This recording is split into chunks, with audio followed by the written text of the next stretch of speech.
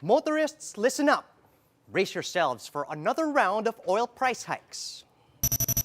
The number of Ukrainian refugees has reached 1.5 million. The tandem of Calyodi de Guzman and Walden Bello bears their complete senatorial slate. And let's take a look back at the colorful campaign weekend of some presidential and vice presidential candidates. And Ginebra enters the quarterfinals of the PBA Governor's Cup.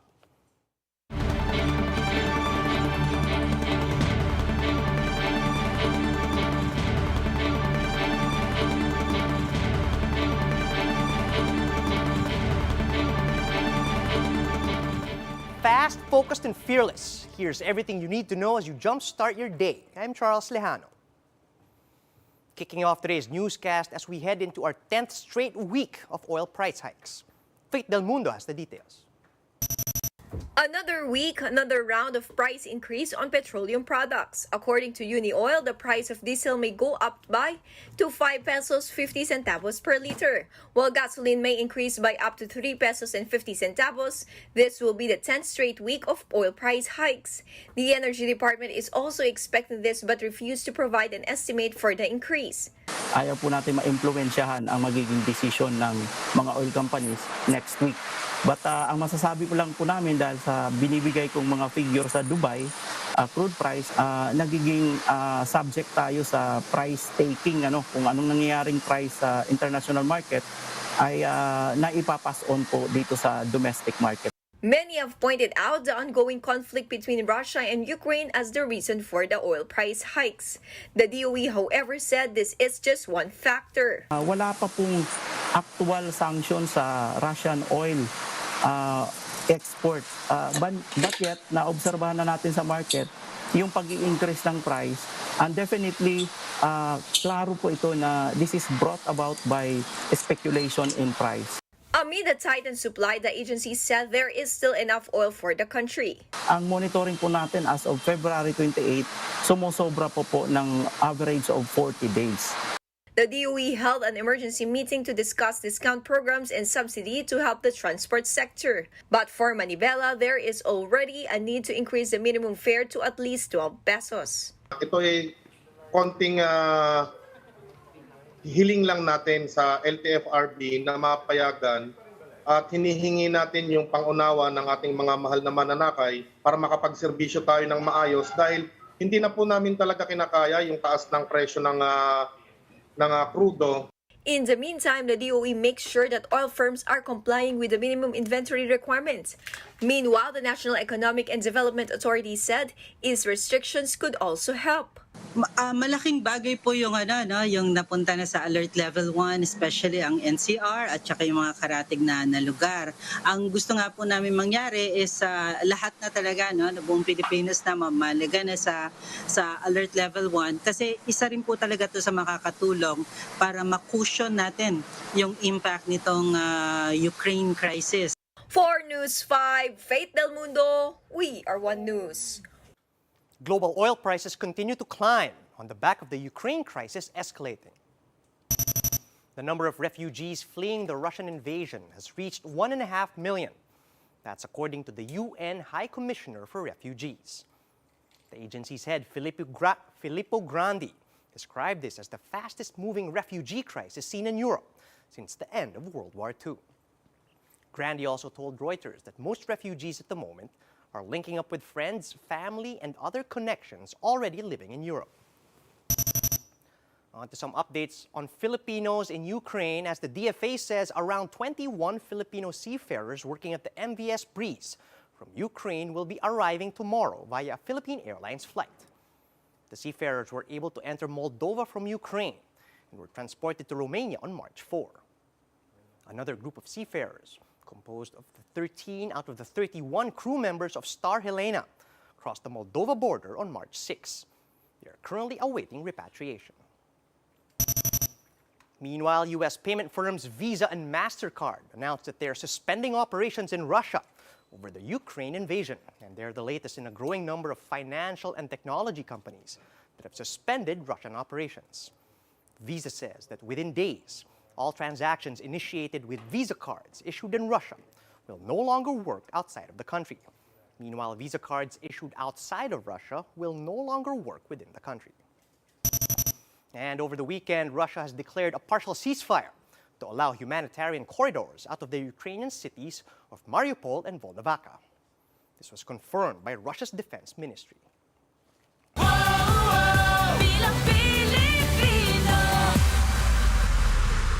The Partido Lakas ng Masa has finally completed their 12-man senatorial lineup. These include lawyer Luke Espiritu, environmental advocates Roy Cabonegro and David De Angelo, as well as indigenous peoples advocate Teddy Bagilat, lawyer Agnes Bailen, and former Representative Nery Colmenares. Senator Laila de Lima, Attorney Chel Diokno, Civic Leader Samira Gutok, Senator Risa Ontiveros, and Labor leaders Bong Labog and Sonny Matula are also part of the PLM's senatorial candidates. We continue to follow the campaign trail of the top national candidates as they try to win more Filipino votes. Here's a recap of their activities over the weekend. After a full-day visit at the second vote-rich province of Cavite, the Lenny Kiko tandem went to Bulacan for a series of meet and greets, a people's rally, and the True Faith concert at the new Malolo City Hall. Former Senator Bongbong Marcos received a warm welcome when he visited Masbate on Saturday. During his speech, Marcos Jr. vowed to revive the province's tourism industry, which was affected by the COVID-19 pandemic. That's on top of looking for solutions to the electricity problems on the island. Meanwhile, Marcos's running mate, Davao City Mayor Sara Duterte, visited the bailiwick of Mayor Isko Moreno. And Duterte was accompanied by senatorial candidate Robin Padilla during her visit to the Golden Mosque in Quiapo. She also spoke at the National Assembly in Pasay before returning to Manila to meet with her supporters. Manila Mayor Isko Moreno, on the other hand, ended the northern Luzon leg of his campaign in the province of Kalinga. There, Moreno promised to closely monitor the rice importation of the country, and he also took a jab at candidates that, quote, use the house of God as a rally point. And finally, Senator Manny Pacquiao faced the members of the Philippines for Jesus movement in Laguna. During the event, Pacquiao promised to declare a 3-day nationwide fasting once elected president.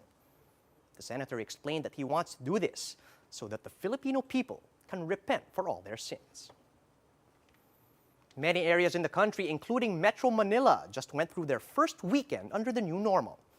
A recap of how Filipinos spent their first Saturday and Sunday under Alert Level 1 in this report from Comitza Monte. Following Metro Manila's shift to COVID-19 Alert Level 1, families and friends were seen strolling and even having picnic at the Luneta Park on Sunday. The park is now open at 100% capacity. Angie and her friends took advantage of this to finally have their class reunion, but they still made sure that all of them are fully vaccinated and didn't have COVID-19 symptoms. Kaya nga sabi namin, bawal ang may sipon, may ubo. Kasi pwede po siyang magkaroon ng hawaan kasi tatanggalin mo yung mask mo, kakain ka. Susan, meanwhile, brought her kids for some physical activities. Mas maganda po kung dito sa park, ayan, medyo nakakaano ng hangin. Tsaka yung activities, almost 2 years lagi lang sa gadgets eh. So parang hindi maganda. Ngayon napapawisan na sila, very active. The Manila Ocean Park was also jam-packed with children as more attractions are now open. One of those is the park's Sea Lion Show. Visitors are now allowed to be seated close to each other and eat during the show. Families also enjoyed taking pictures in the oceanarium where different kinds of fish can be seen. However, crowd control is still being implemented in the area due to limited space. Some parents are now confident to bring their kids outside since most of them are fully vaccinated. Dahil sa sobrang tagal nung lockdown, hindi na sila nakakapunta or hindi na nakakapamasyal, nakakita ng mga ibang yung mga marine life, yung iba't ibang klase ng fishes. Yun. So mostly nakikita na lang nila sa YouTube. The Manila Ocean Park Management said there is no significant increase yet in the number of visitors, but they expect it to increase due to field trips once more face-to-face classes are allowed.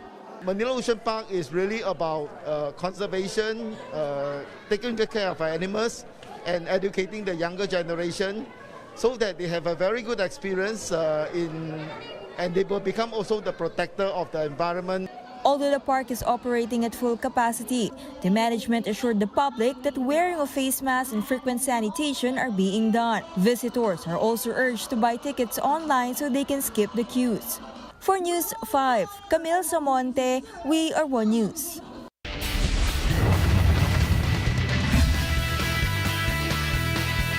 Yesterday's action-packed PBA Sunday ended with big wins for Barangay Ginebra and Magnolia. Barangay Ginebra channeled some of their classic late-game heroics to steal the win from rain or shine, 104 to 93. Justin Brownlee, Jeff Chan, and Scotty Thompson conspired for a 15-0 run to escape the Painters, who were playing for pride after getting eliminated last week. This win is crucial for the Governor's Cup champions, as this finally assures them a spot in the quarterfinals. Meanwhile, Mike Harris powered Magnolia to a 118-91 win over his former team, Alaska. And that is the third straight win for the Hotshots, with the former best import contributing 38 points and 10 rebounds in just 3 quarters.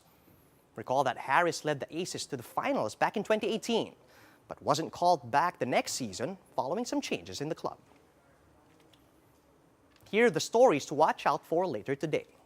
The COMELEC is set to formalize its agreement to stage this year's Pilipinas debates.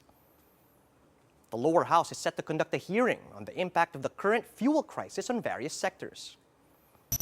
And parts of Pasig, Manila, and Quezon City will experience water interruptions beginning today. And that's how the day is shaping up to be. Join us again later at 9 a.m. as we monitor the day's biggest stories from sunrise to sundown. You can also catch One News on the Signal Play app. Register for a free account at www.signalplay.com so you can stream One News live anytime and anywhere. I'm Charles Lejano. Mask on, wash hands, and stay safe, Philippines. We are One News.